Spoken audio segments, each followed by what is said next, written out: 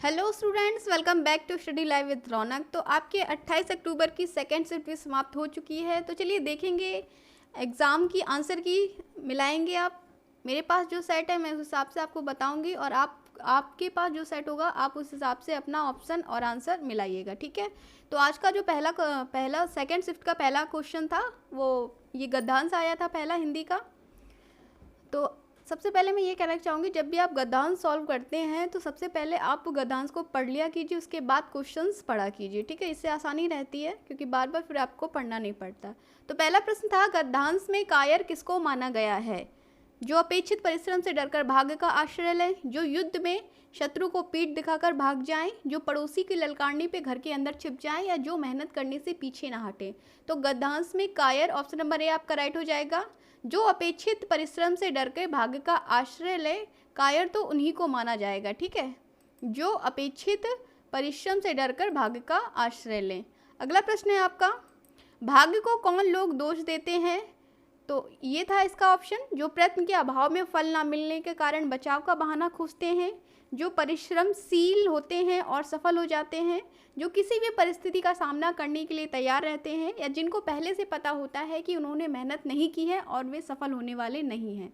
तो इसका जो राइट आंसर हो जाएगा वो हो जाएगा ऑप्शन नंबर ए, जो प्रयत्न के अभाव में फल ना मिलने के कारण बचाव का बहाना खोजते हैं, वो लोग ही अपने भाग्य को दोष देते हैं। ऑप्शन नंबर ए आपका राइट था यहाँ पे। नेक्स्ट क्वेश्चन है, परिश्रम शब्द कौन सी व्याकरणिक इकाई है? सर्वनाम, विशेषण, संज्ञा या क्रिया विशेषण? तो इसका जो राइट आंसर है वो परिश्रम शब्द जो है वो संज्ञा शब्द है, ठीक। कैसा? भाववाचक संज्ञा के अंतर्गत आएगा आपका परिश्रम शब्द। चलिए नेक्स्ट क्वेश्चन लेंगे। क्वेश्चन नंबर 4 था आज आपका, कि जब हम अपना चिंतन केवल भाग्यवाद के आधार मानकर करते हैं तब क्या होता है? तो इसका राइट आंसर था, हम अपने लक्ष्य की प्राप्ति के लिए अपेक्षित प्रयत्न नहीं करते हैं और असफल होते हैं। ये आपका क्वेश्चन नंबर 4 का राइट था, ठीक। क्या था? हम लक्ष्य की प्राप्ति के लिए अपेक्षित प्रयत्न नहीं करते हैं और असफल होते हैं। अगला प्रश्न लेंगे, प्रश्न नंबर 5 था आपका,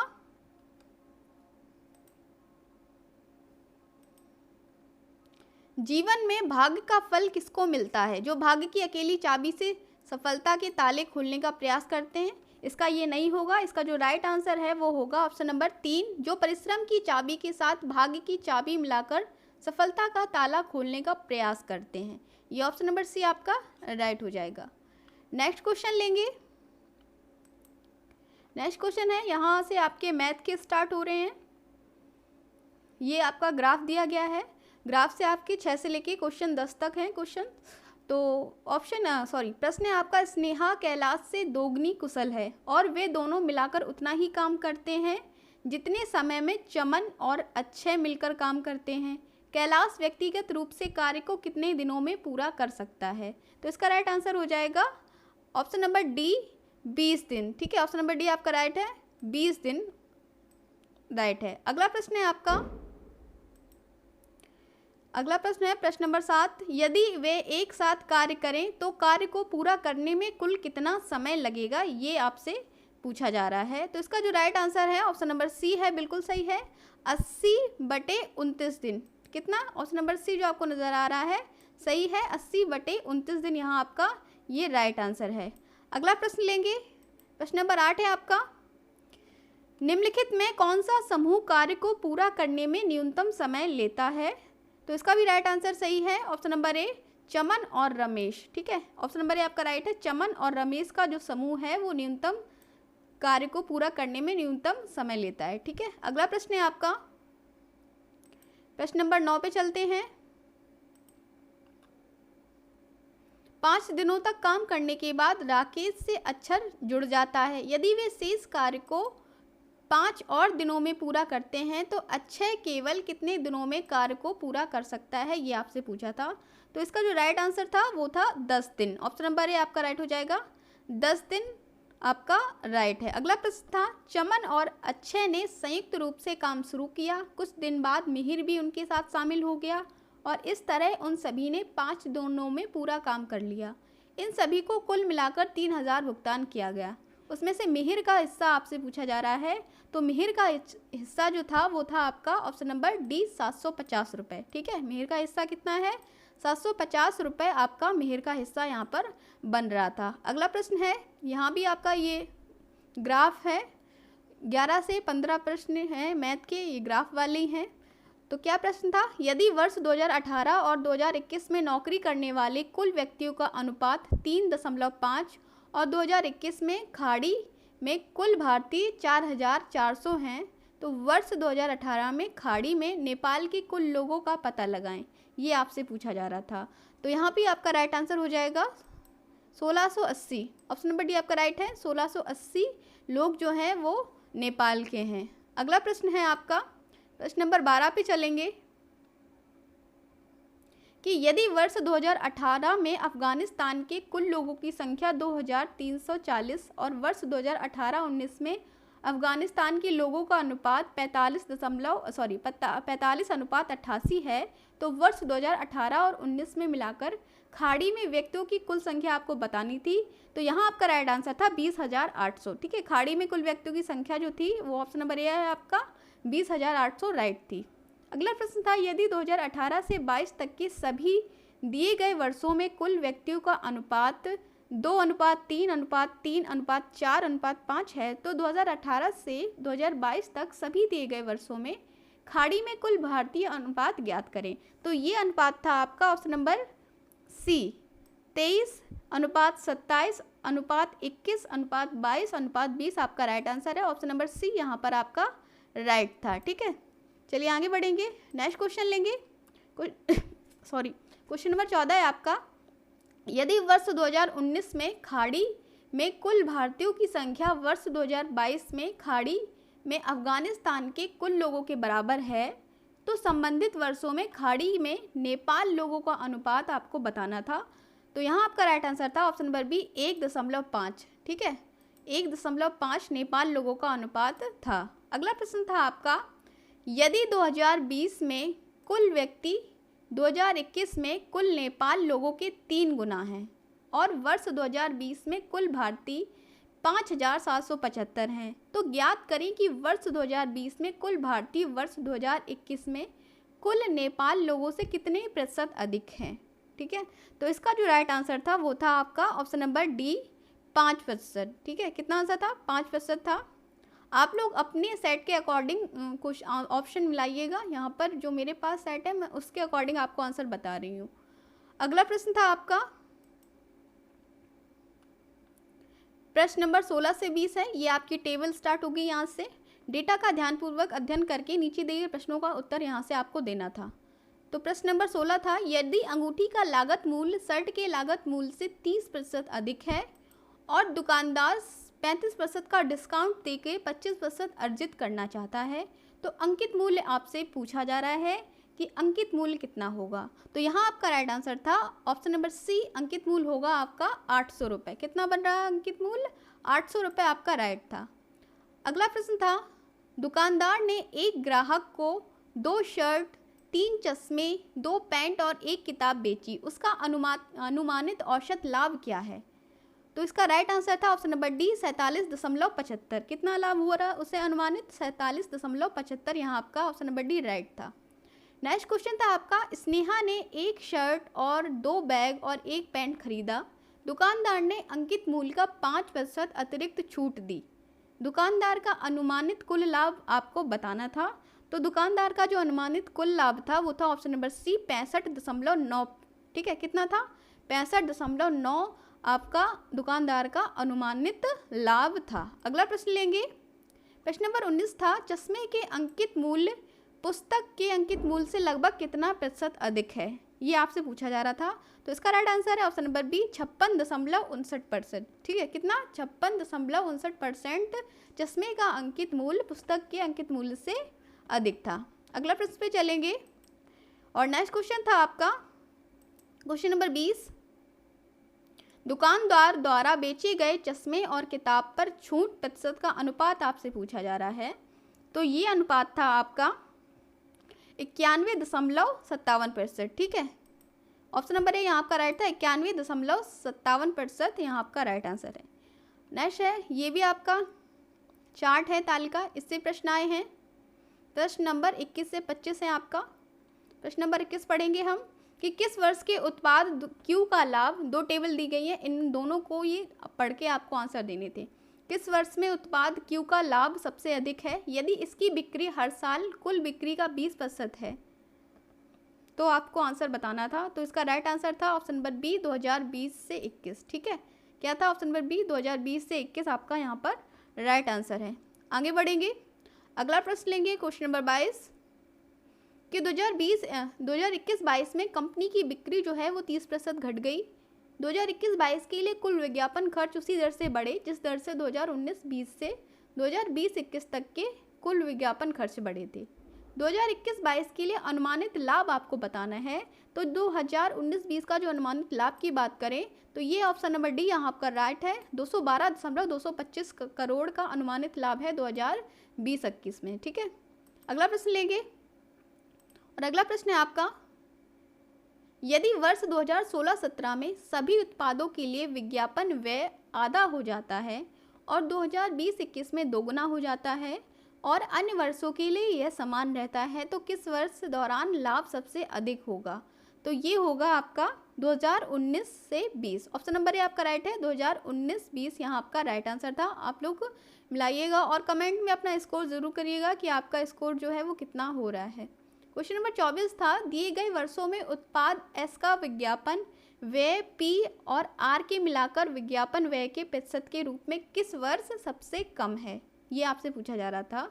तो क्वेश्चन नंबर 24 का जो आंसर था वो था 2018 से 2019। ऑप्शन नंबर डी आपका राइट है। कब से कब तक? 2018 से 2019 आपका राइट आंसर है। अगला प्रश्न था, प्रश्न नंबर 25 है, यदि वर्ष 2020-21 में उत्पादों पी क्यू आर और एस की बिक्री का अनुपात जो है 2:5:1:2 है तो एस का लाभ उसी वर्ष क्यू के लाभ का कितना प्रतिशत है?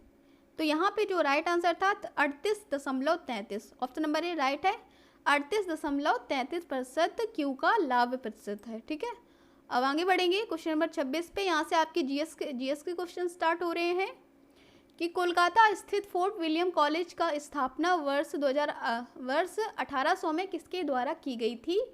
आपसे ये पूछा जा रहा है। कोलकाता में स्थित है फोर्ट विलियम कॉलेज, तो इसकी स्थापना option number B Richard Wellesley के द्वारा की गई थी। इसके द्वारा रिचर्ड वेलेजली के द्वारा फोर्ट विलियम कॉलेज की स्थापना की गई थी। अगला प्रश्न है, स्वतंत्र भारत में उत्खनन किया गया पहला हड़प्पा स्थल निम्नलिखित में कौन सा था?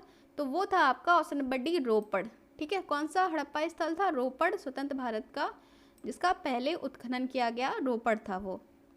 अगला प्रश्न लेंगे और अगला प्रश्न है आपका प्रश्न नंबर 28 है, समुद्रगुप्त की प्रशस्ति संस्कृत में एक कविता के रूप में किस कवि द्वारा रचित थी जिसे इलाहाबाद के अशोक स्तंभ पर अंकित किया गया? तो ये हरिसेन। ठीक है, ऑप्शन नंबर सी यहाँ आपका बिल्कुल सही है। ये मॉक टेस्ट में भी करवाया गया था। हरिसेन आपका राइट आंसर है। अगला प्रश्न था, खिज्र खान दिल्ली का शासक था, निम्नलिखित में किस राजवंश से संबंधित था? तो खिज्र खान का संबंध जो है वो ऑप्शन नंबर सी राइट है, बिल्कुल सैयद वंश से संबंध रखता है खिज्र खान। ठीक है, खिज्र खान सैयद राजवंश का शासक था। अगला प्रश्न लेंगे, प्रश्न नंबर 30 पे चलेंगे। महावीर और उनके अनुयायियों की शिक्षा कई शताब्दियों तक मौखिक रूप से प्रसारित होती रही। इन्हें लगभग 1500 वर्ष पहले लिखा गया था। वर्तमान में ये निम्नलिखित किस स्थान पर उपलब्ध है? तो ऑप्शन नंबर सी आपका राइट है, बल्लभी गुजरात। ठीक है, किस स्थान पर है? बल्लभी गुजरात वर्तमान में स्थान पर है। अगला प्रश्न था, मेल मिलाना था यहाँ पे, कौन सा पूछा है? भारतीय राष्ट्रीय आंदोलन की निम्नलिखित घटनाओं उनके घटित होने के वर्ष से मिलाना था। ठीक है, तो वारदोली में किसान आंदोलन, महात्मा गांधी ने नोखली की यात्रा, गांधी जी ने लंगोटी पहनना शुरू किया, या अहमदाबाद में मिल मजदूरों की हड़ताल। तो यहाँ पर जो ऑप्शन सी है ये आपका सही है। बारदोली में किसान आंदोलन वो 1928 में हुआ था और सेकंड का सी है, महात्मा गांधी ने नोआखाली की यात्रा 1946 में की थी, और थर्ड का ए है, लंगोटी पहनना 1921 में, और इसका जो लास्ट बचा है वो बी हो जाएगा 1918। तो यहाँ आपका राइट है, ऑप्शन नंबर सी आपका राइट हो रहा है। ठीक है, अगले प्रश्न पे चलेंगे। प्रश्न नंबर 32 है आपका, वर्ष 1922 में असहयोग आंदोलन को निलंबित करने के बाद गांधी जी को अहमदाबाद में गिरफ्तार कर लिया गया। कितने वर्षों की साधारण कारावास की सजा सुनाई गई? तो ये सुनाई गई थी गांधी जी को 6 वर्ष की। कितने वर्ष की? 6 वर्ष की सजा जो है वो गांधी जी को सुनाई गई थी। ऑप्शन नंबर डी आपका यहाँ पर राइट हो जाएगा। अगला प्रश्न था, भारत सरकार अधिनियम 1935 में भारत के लिए ब्रिटिश संसद द्वारा पारित सबसे लंबा अधिनियम था। मूल रूप से पारित अधिनियम बहुत लंबा होने के कारण 2 अलग अलग अधिनियमों में विभाजित किया गया था, अर्थात भारत सरकार अधिनियम 1935 और इसके साथ ही था ऑप्शन नंबर बी वर्मा सरकार अधिनियम 1935। 2 भागों में बांटा गया था, एक भारत सरकार अधिनियम 1935 और एक था आपका वर्मा सरकार अधिनियम 1935। ठीक है, नेक्स्ट क्वेश्चन है आपका क्वेश्चन नंबर 34 कि बंगाल के विभाजन ने पूरे भारत में लोगों को क्रोधित कर दिया था और डेल्टा आंध्र के डेल्टा क्षेत्र में स्वदेशी आंदोलन हुआ था। इसे निम्नलिखित में किस आंदोलन के नाम से जाना गया? तो ये जाना गया वंदे मातरम आंदोलन। ऑप्शन नंबर सी आपका राइट है, वंदे मातरम आंदोलन के नाम से जाना गया था इस आंदोलन को। अब अगला प्रश्न लेंगे, प्रश्न नंबर 35 है, निम्नलिखित में से किसे भूरा या ब्राउन कोयला के नाम से जाना जाता है? तो ये जाना जाता है लिग्नाइट। ऑप्शन नंबर बी आपका राइट हो जाएगा, लिग्नाइट को भूरा कोयला के नाम से भी जाना जाता है। अगला प्रश्न था, मिट्टी के कड़ों और चट्टानों की दरारों के बीच सारा स्थान पानी से भरा होता है, इस परत की ऊपरी सीमा कहलाती है। तो इसका राइट आंसर था ऑप्शन नंबर डी जल तालिका यानी वाटर लेवल कहलाती है। ठीक है, ऑप्शन नंबर सी आपका यहाँ पर राइट आंसर था। अगला प्रश्न है, 13 जून 1943 को सुभाष चंद्र बोस निम्नलिखित में किसके निमंत्रण पर पूर्वी एशिया में आए थे? ये आपसे पूछा जा रहा है। तो इसका राइट आंसर था ऑप्शन नंबर ए रास बिहारी बोस के निमंत्रण पर। किसके निमंत्रण पर? रास बिहारी बोस के निमंत्रण पर सुभाष चंद्र बोस जो है वो पूर्वी एशिया आए थे। क्वेश्चन नंबर 38 था आपका, हिमालय का कौन सा भाग नदियों द्वारा लाई गई असंगठित तलछट से बना हुआ है? तो ये बना है आपका शिवालिक श्रेणी रेंज। ठीक है, ऑप्शन नंबर ए आपका राइट है, शिवालिक श्रेणी रेंज। अगला प्रश्न है आपका प्रश्न नंबर 39 है, भारत में एशिया का पहला निर्यात प्रसंस्करण क्षेत्र EPZ कहाँ स्थापित किया गया? ये आपसे पूछा जा रहा है। तो ये स्थापित किया गया था कांडला गुजरात में। ऑप्शन नंबर बी आपका यहाँ पर राइट है। ठीक है, भारत में एशिया का पहला निर्यात प्रसंस्करण क्षेत्र जो है वो कांडला गुजरात में स्थापित किया गया था। नेक्स्ट क्वेश्चन था आपका, अल नीनो एक जटिल मौसम प्रणाली है। क्या अल नीनो जो है वो एक जटिल मौसम प्रणाली है जो हर 3 से 7 साल में एक बार दिखाई देती है? यहाँ अल नीनो शब्द का अर्थ क्या था? तो इसका राइट आंसर था बाल मसीहा या चाइल्ड क्राइस्ट। ठीक है, ऑप्शन नंबर बी आपका राइट था, बाल मसीहा या चाइल्ड क्राइस्ट आपका अल नीनो शब्द का अर्थ था। अगला प्रश्न है आपका प्रश्न नंबर 41 कि निम्नलिखित में किस रेगिस्तान में 250 मीटर तक ऊंचे बड़े बड़े रेत के टीले हैं और पृथ्वी पर रेतीले रेगिस्तान का सबसे बड़ा सन्निहित क्षेत्र है? तो ये है आपका ऑप्शन नंबर डी रब अल खली रेगिस्तान। कौन सा है? रब अल खली रेगिस्तान आपका राइट आंसर है। अब अगले प्रश्न पे चलेंगे और अगला प्रश्न है आपका, अपने पहले चरण के दौरान ऑपरेशन फ्लड ने भारत के 18 प्रमुख दुग्ध शहरों को भारत के 4 प्रमुख महानगरीय शहरों उपभोक्ताओं के साथ जोड़ा। निम्नलिखित में कौन सा शहर ऑपरेशन का हिस्सा नहीं था? क्वेश्चन को ध्यान से पढ़िएगा, यहाँ पे पूछा है कौन सा हिस्सा नहीं था। तो यहाँ आपका राइट आंसर है बंगलुरु। ठीक है, बंगलुरु जो है वो इसका हिस्सा नहीं था। अगला प्रश्न है आपका प्रश्न नंबर 43 है, पंचवर्षीय योजनाओं के किस संस्करण का उद्देश्य खाद्यान्न उत्पाद में तेजी लाना, रोजगार के अवसर बढ़ाना, खाद्य कार्य और उत्पादकता पर ध्यान केंद्रित करते हुए उत्पादकता बढ़ाना था? वह बहुत सफल रहा। तो ये इसका राइट आंसर हो जाएगा 7वीं पंचवर्षीय योजना जो है वो राइट है। ठीक है, 7वीं पंचवर्षीय योजना का उद्देश्य खाद्यान्न उत्पाद में तेजी लाना, रोजगार के अवसर बढ़ाना था।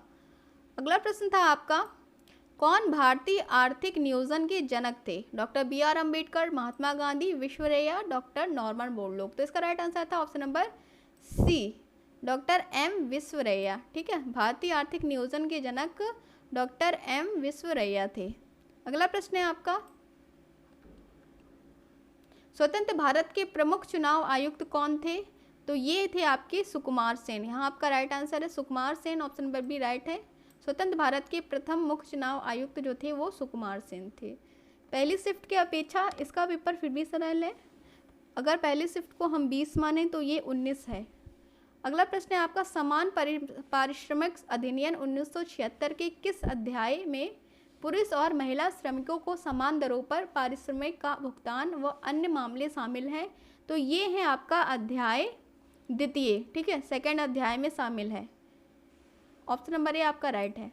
अगला प्रश्न था, जीएसटी की कौन सी प्रमुख विशेषता क्रेडिट निर्बाध प्रवाह की अनुमति देती है और अंतिम उपभोक्ता कर के बोझ को कम करती है? तो ये था आपका ऑप्शन नंबर डी, गंतव्य आधारित कर।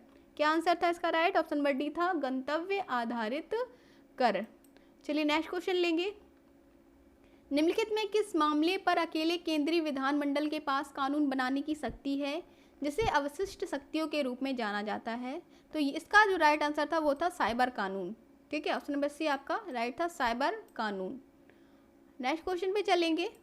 क्वेश्चन नंबर 49 है आपका, निम्नलिखित में किस जानवर में अच्छी तरह से विकसित जल संवहनी तंत्र होता है? तो ये होता है स्पंज में। कहाँ पर, किस में होता है? ऑप्शन नंबर बी आपका राइट हो जाएगा, स्पंज आपका राइट है। अगला प्रश्न था, किसी चालक का प्रतिरोध निम्नलिखित में किस कारक पर निर्भर नहीं करता है? ऑप्शन में है, और तो यहाँ इसका राइट आंसर था ऑप्शन नंबर डी, चालक की आर्द्रता, ठीक है, चालक की आर्द्रता आपका राइट आंसर है। नेक्स्ट क्वेश्चन है, भारतीय संविधान के किस अनुच्छेद में यह शामिल है कि राज्यपाल विधानसभा को संबोधित कर सकता है, राज्यपाल सदन को संदेश भेज सकता है? तो ये अनुच्छेद ऑप्शन नंबर सी आपका राइट है, अनुच्छेद 175, ठीक है। अगला प्रश्न लेंगे, प्रश्न नंबर 52 है, निम्नलिखित में कौन जिला अधीनस्थ न्यायालयों और उच्च न्यायालयों के आदेशों को निर्णयों के मामले में विवरण एक व्यापक डाटाबेस प्रदान करता है? तो ये है national law school, national law school, ठीक है, सॉरी इसका होगा राष्ट्रीय न्यायिक अकादमी। ऑप्शन नंबर सी आपका राइट है, राष्ट्रीय न्यायिक अकादमी। नेक्स्ट क्वेश्चन है आपका, मानव मस्तिष्क में दो न्यूरॉन्स के बीच के अंतर को निम्नलिखित में किस नाम से जाना जाता है? ये आपसे पूछा जा रहा है। तो ये जाना जाता है सिनेप्स। किस नाम से? ऑप्शन नंबर ए आपका राइट हो जाएगा, सिनेप्स नाम से। मानव मस्तिष्क में दो न्यूरॉन्स के बीच के अंतर को सिनेप्स के नाम से जाना जाता है। अगला प्रश्न था आपका, निम्नलिखित में योग ज्ञात कीजिए।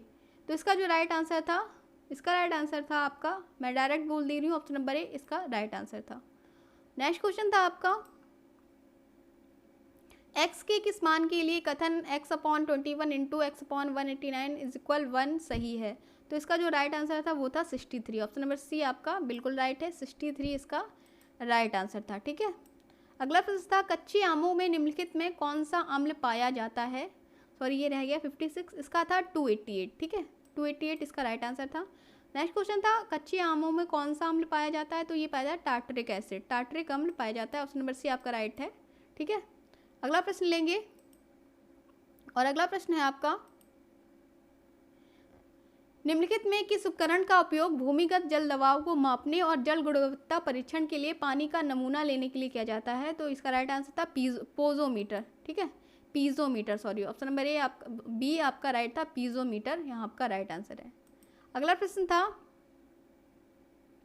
0.0203 into 2.92 0.0073 into 14.5 into 0.7 is equal इसका बताना था।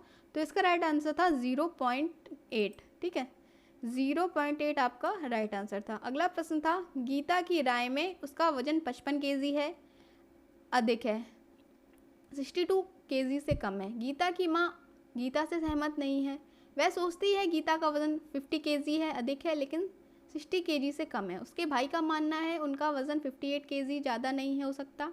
यदि वे सभी अपने अनुमान में सही हैं तो गीता के विभिन्न संभावित वजनों का औसत क्या होगा? तो गीता के विभिन्न संभावित वजनों का वजन होगा 57 kg। कितना होगा? 57 kg यहाँ आपका राइट आंसर होगा।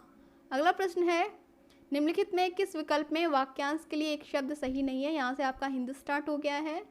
तो यहाँ से आपका पूर्णिमा की रात को कुहू नहीं कहते हैं, पूर्णिमा की रात को पूनम कहते हैं।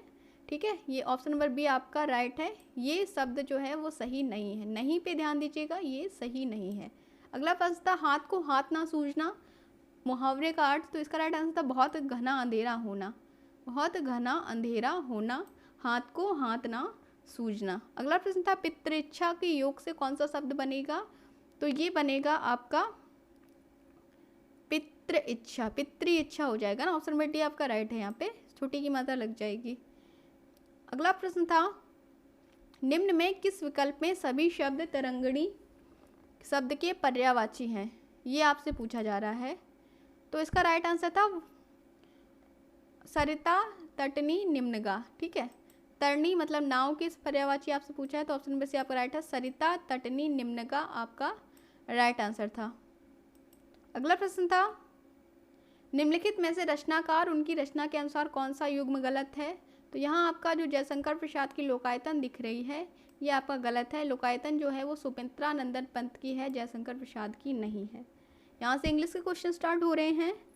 Dash president of the united state will be Bharat next week. तो इसका था द, ऑप्शन नंबर सी बिल्कुल सही है, the president of the united state will be Bharat next week. A person who has obsessive wish to steal, मतलब जिसे चुराने, कोई भी चुराने की चीज़ बीमारी होती है ना किसी चुराने की, तो वो होती है क्लेप्टोमैनिक, ठीक है, ऑप्शन नंबर बी यहाँ आपका राइट है, क्लेप्टोमैनिक आपका राइट आंसर हो जाएगा। नेक्स्ट है आपका ये पैसेज दिया गया है, इसमें से आंसर ढूंढने थे आपको। 69 से 70 तक आंसर है आपके, पैसेज आपको पहले पढ़ लेना था। Which is the following animal is not included the national एम्बल, tiger, horse, elephant या बुल। तो यहाँ आपका राइट आंसर है इज़ नॉट इंक्लूडेड, है ना, नॉट इंक्लूडेड, तो यहाँ पर ऑप्शन नंबर आपका राइट हो जाएगा टाइगर, ठीक है।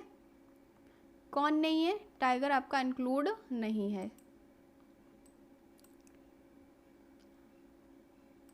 नेक्स्ट क्वेश्चन था what is the centre of national emblem. तो इसका राइट आंसर था धर्म चक्र, ठीक है, ऑप्शन नंबर भी आपका राइट था, धर्म चक्र is the centre of national एम्बल। Next question था, यहाँ से आपकी रीजनिंग के हैं, तो इसका मैं डायरेक्ट आपको क्वेश्चन बड़ा है, मैं डायरेक्ट आपको आंसर बता दे रही हूँ। 71 का जो आंसर था वो था आपका option number D, Vimal by छोर से 13वें स्थान पर है, ठीक है, ये आपका राइट आंसर है, आप लोग मिला लीजिएगा।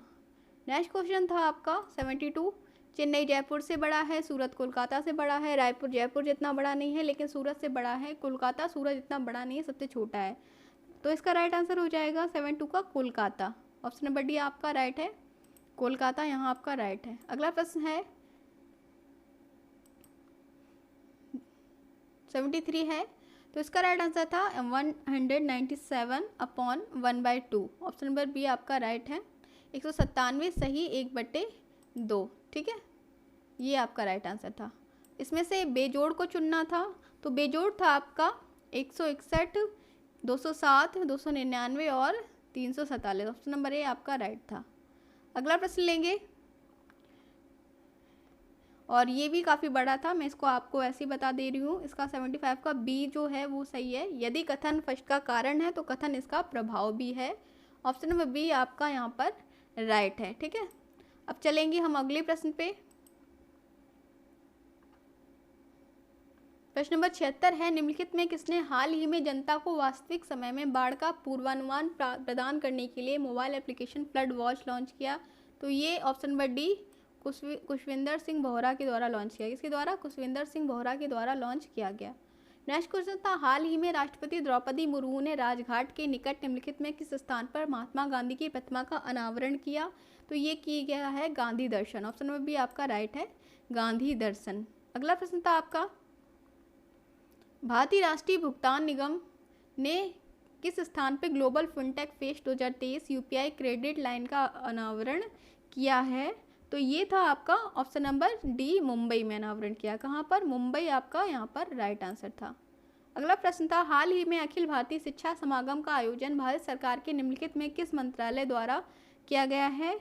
तो ये किया गया है आपका शिक्षा मंत्रालय एवं कौशल विकास उद्यमिता मंत्रालय, ऑप्शन नंबर ए आपका राइट हो जाएगा, शिक्षा मंत्रालय और कौशल विकास उद्यमिता मंत्रालय के द्वारा।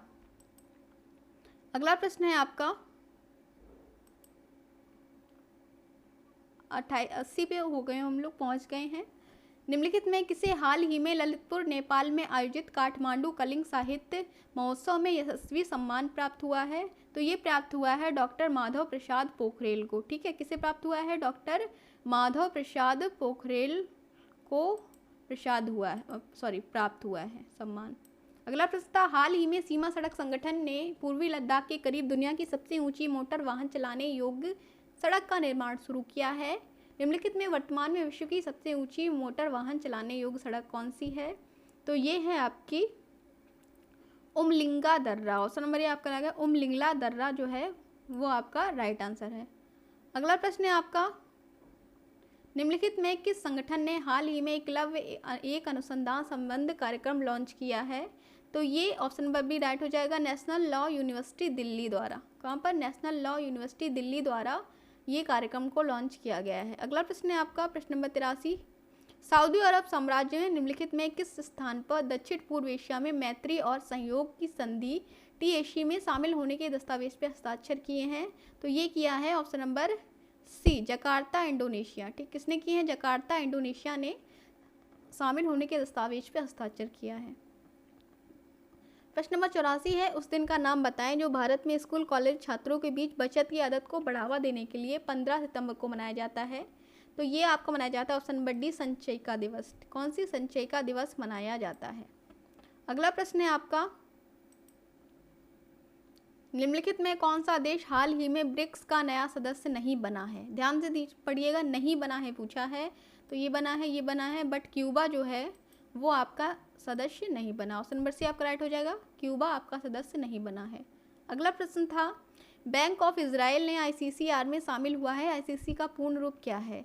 तो ICC का पूर्ण रूप है आपका international committee on credit reporting. Option number A आपका राइट है, international committee on credit reporting आपका सही आंसर है। अगला प्रश्न पे चलेंगे, प्रश्न नंबर 87 है, खासा दादा साहेब जादव यानी KD जादव इन्हें कहते हैं, इनका पूरा नाम है खसाबा दादा साहेब जादव निम्नलिखित में से किस खेल के ओलंपिक पदक जीतने वाले पहले भारतीय बने हैं? तो ये बने हैं कुश्ती। ऑप्शन नंबर सी आपका राइट है, कुश्ती के खिलाड़ी हैं ये।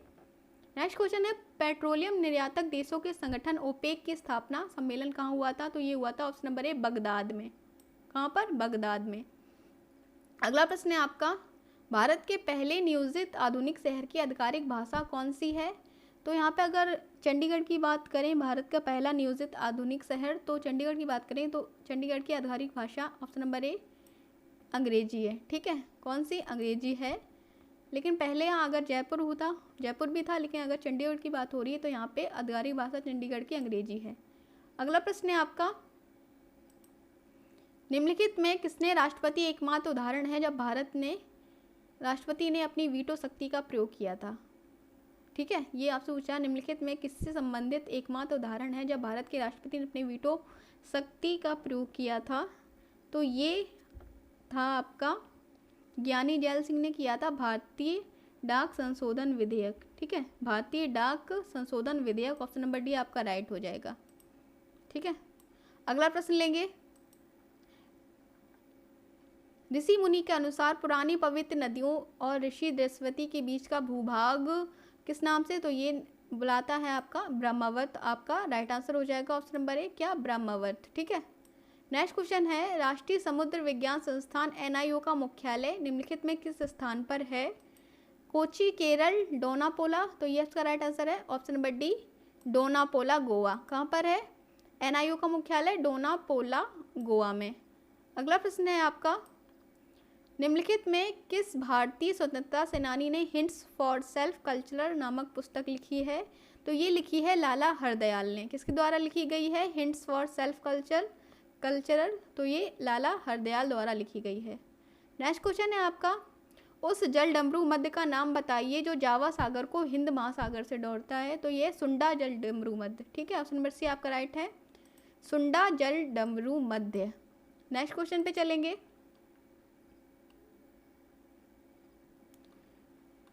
मानवता कब खिल उठती है? ये आपके हिंदी से गद्यांश से प्रश्न है, मानवता कब खिल उठती है? तो जब पिछड़ों को सहारा दिया जाता है, इसका राइट आंसर हो जाएगा। ठीक है, ऑप्शन नंबर ए आपका राइट हो जाएगा, जब पिछड़ों को सहारा दिया जाता है तब मानवता खिल उठती है। अगला प्रश्न था, आध्यात्मिक शब्द में क्रमशः उपसर्ग मूल शब्द और प्रत्यय है। तो यहाँ पर आपका राइट आंसर ऑप्शन नंबर है अधि प्लस आत्म प्लस एक। ठीक है, क्या हो जाएगा? अधि प्लस आत्म प्लस एक आपका राइट आंसर हो जाएगा।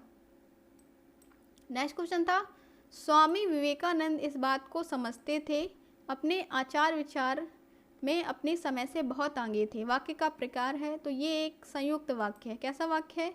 ये एक संयुक्त वाक्य है। अगला प्रश्न है आपका, गद्यांश के अनुसार धर्म संप्रदायों के विषय में विवेकानंद का विचार था।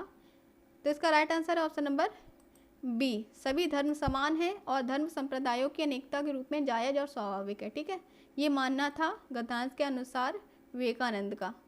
अगला ये लास्ट क्वेश्चन है, क्वेश्चन नंबर 100 है आपका, हमारे धार्मिक और आध्यात्मिक विकास के लिए क्या प्राण घातक होगा? तो भारत जैसे देश में किसी एक धर्म का पालन करना हमारे लिए प्राण घातक होगा। ठीक है, ऑप्शन नंबर ए आपका राइट है, भारत जैसे देश के लिए किसी एक धर्म का पालन करना हमारे लिए प्राण घातक होगा। ठीक है, तो ये था आपका सेकेंड शिफ्ट का एनालिसिस था। सभी क्वेश्चंस एकदम सही से करके हमने एनालिसिस किया है, फिर भी अगर कोई गलती हो गई हो तो माफ़ करिएगा। फिर मिलते हैं कल के एनालिसिस में। ठीक है, पसंद आई हो तो चैनल को सब्सक्राइब कर लीजिए और एक वीडियो को लाइक करिएगा। ठीक है, तो फिर मिलते हैं, तब तक के लिए नमस्कार, take care and good bye.